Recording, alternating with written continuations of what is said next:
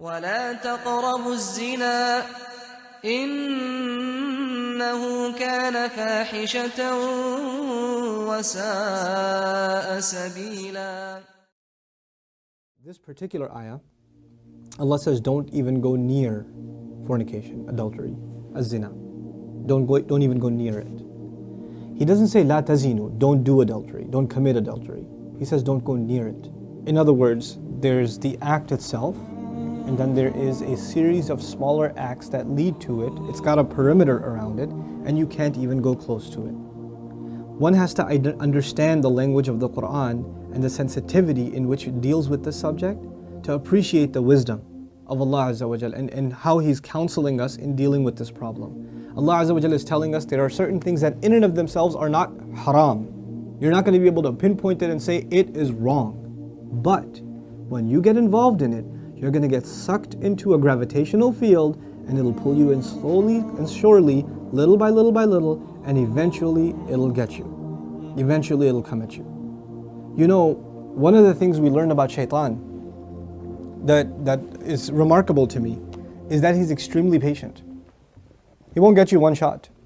He'll come at you and he will put a little bit and a little bit and a little bit and a little bit until he destroys your character. He won't come and make you do the wrong thing right away. You know, even in the story of Adam alayhi salam and Hawa, inshallah one day we'll do that story and some of the wisdoms from that story in the Quran. The way he approached them in Surah Al-A'raf is really interesting. He was relentless. It wasn't just one time. Like we assumed that he just came and said, hey, tree, doesn't it look good? And he was gone. No. He was extremely relentless. And he kept at it and he kept at it and he kept at it and he built this idea in them until they would think it's their idea. You know? And when people start listening to shaitan, this is the same surah, Allah Azza wa Jalla says, Inna ibadi laysa laka alayhim sultan. My slaves, you're not going to have any authority over them. In other words, people who really submit to Allah, He will not have authority over them. But others, الشَّيْطَانُ يَعِدُكُمُ الْفَقْرَ وَيَأْمُرُكُمْ بِالْفَحْشَاءِ Surah Al-Baqarah. He will command you to do shamelessness. In other words, when you listen to him a little bit, you've granted him a little bit of power. When you listen to him a little more, you've granted him a little more power. And if you keep on listening to him, he gets to the point where he can command you. You will find yourself, I can't even help myself, Brother Norman. I can't even help myself. I don't even know. I don't know how to turn the computer off. I don't know what makes me do that every night. I don't know what makes me do this or that. I don't know what makes me go there. Go into that chat session, you know. Go and log into that, horrific website. Go watch that filth.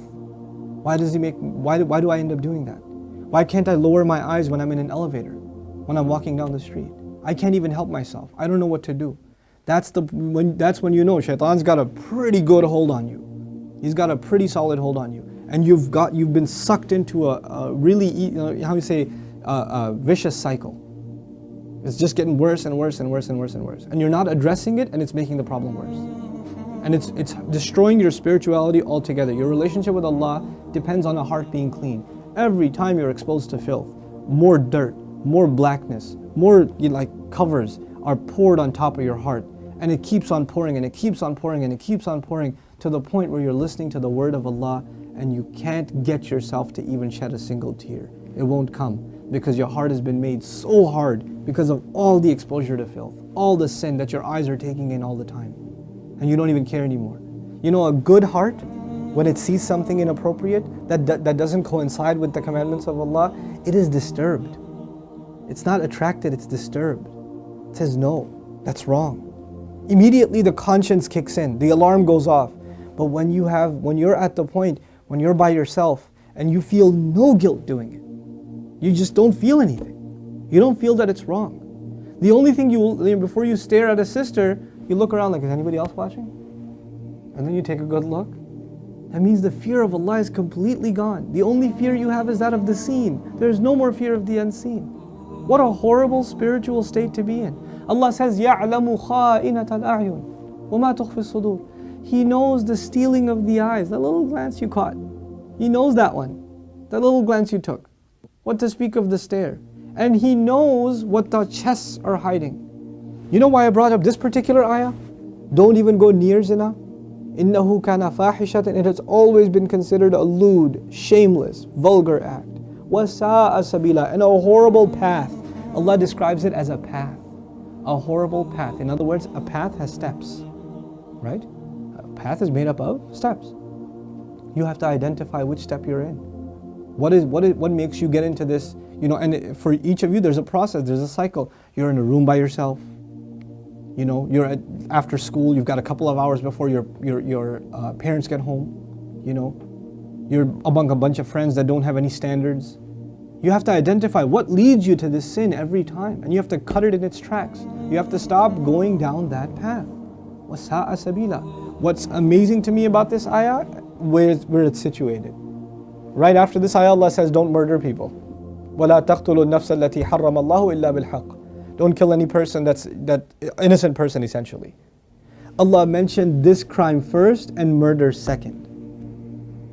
Can you think of that? Like, we think of murder as this huge crime, right? But Allah says, when you violate the dignity of a human being, that's fahsha.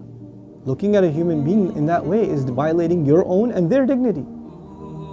And when we kill a person, we have violated their physical, their right to life.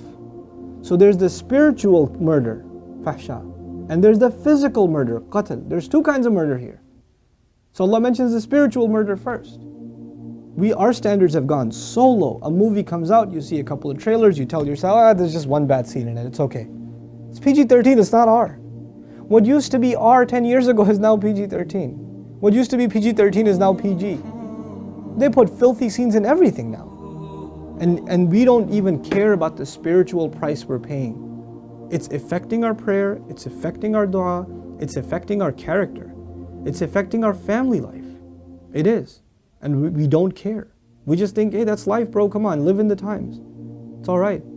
That's just what it is now. What can you do? So many of you don't care what kinds of pictures you put up of yourselves on your Facebook pages. I stopped going on Facebook for a reason. I don't say that Facebook is haram or whatever, but for me personally, I couldn't do it anymore. I just couldn't do it. I stay in, we'll put something up on our Bayina thing, like an announcement or this or that. But for socializing, just the things I saw were so disappointing. Like, how can you do that? You're Muslims. How can you post pictures like that? Have dignity for yourself. Have dignity for your family. Guard your gaze. Start with your eyes. The zina of the eyes, and everything else goes from there. Everything else goes from there.